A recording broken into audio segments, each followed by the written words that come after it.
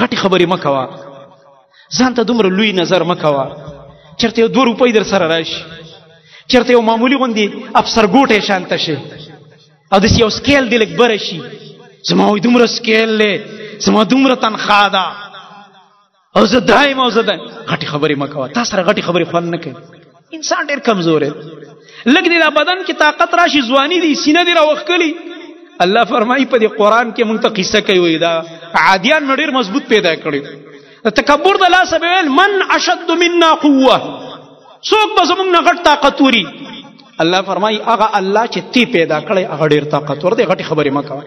هغه عادیان الله په سیلۍ والوځول، الله اوچت کړه او چې کله را خطا کول دې ځمکې ته کورونه آبادیان یې ورله اوچتې کړل، یو دوی یې اوچت کړل، ځکه دوی ځان ته درانه ویل نو الله پاک په سیلۍ والوځول.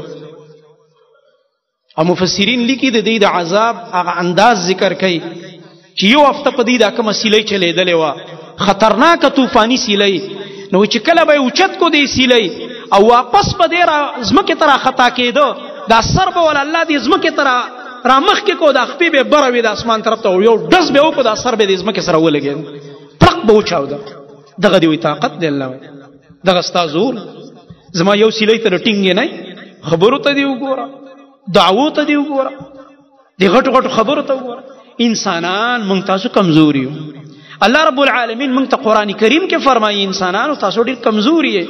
تاسو ما د یو ساس کې د نطفې نه پیدا کړي، دا خپل اصل مه هېروئ.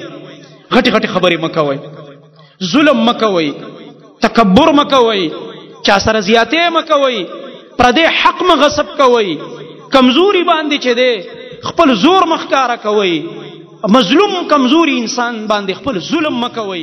د دې نه ځان وساتئ.